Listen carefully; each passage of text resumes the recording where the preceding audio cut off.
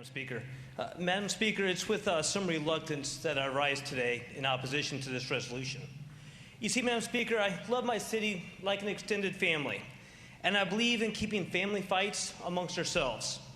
However, this resolution puts a spotlight on a political fight my city is having and forces it to discussion on the floor today.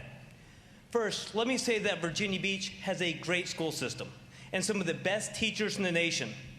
And there's a number of successes that a resolution could have been commending. It includes consistently being rated as one of the best school systems in the nation. All schools being ranked as having some of the best schools in the nation. Receiving 15 Exemplar Performance School Awards in 2018, 2019 alone. However, some of the practices and resources around what has been deemed cultural awareness are not worthy of recognition. Now, in fairness, the practices of the Virginia Beach school system are not entirely their fault. The school administration has expressed that they're only doing the work that the state has charged them to do. Let's be clear, it was the cultural competency legislation passed by this body that started this avalanche of divisive education. Here's a sampling of some of the school board sessions and resources. A quote from the administration at a recent school board meeting saying privilege is about acknowledging the rights that you have solely because of the color of your skin. From a system Zoom training, one of the most freeing things that white people can do is just say, of course I'm racist. Another, our society speaks racism, so of course you're racist. The concept that one is racist based solely on the color of their skin is inherently the definition of racism. What happened to aspiring to Dr. King's dream of not being judged by the color of one's skin, but rather by the content of one's character? The Racial Hearing Handbook, provided at taxpayer expense to teachers as a resource, shares that if you're white, you have internalized a sense of dominance related to your race. The school system's website goes on to promote links to other websites, including one to Raising Race-Conscious Children, which talks about why did prisons start?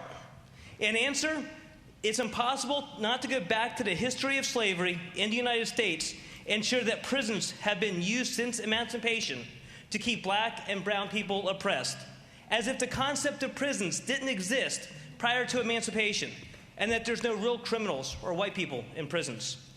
The book goes on to promote an oppressor and oppressed class structure, saying white people have been able to accumulate wealth and maintain power is directly related to the oppression of black and brown people. Now, I know that there's some people hate when the term indoctrination is used. So how about the term manipulation? I mean, let's call it what it is. And to use a concept that we're all familiar with in politics, it's kind of like a push-pull. You know, when someone calls a voter and says that there's candidate A, who's on the verge of sainthood, who's Mother Teresa reincarnated, and candidate B, well, they're the devil and horns are starting to show, and oh, by the way, who would you vote for in the next election? It's kind of like that. You see, some people say this is critical thinking, but critical thinking requires diverse thought. It's not one-sided. If this is critical thinking, what happened to the other side?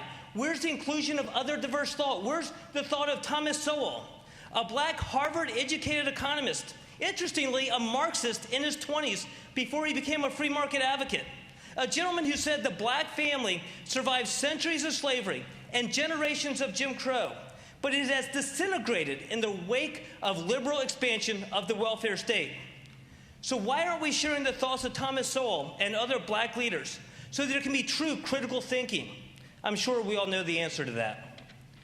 But that's what critical thought is. It's sharing diverse thoughts for open discussion, not provided a one-sided onslaught of information silencing any thoughts to the contrary. So, Madam Speaker, it's my wish today that this body vote down this resolution, replace it with a resolution commending the Virginia Beach school systems and its teachers for the numerous successes that it's achieved, and apologize for the legislation that has created the presence of manipulation and divisiveness in our education systems throughout the Commonwealth. Thank you, Madam Speaker.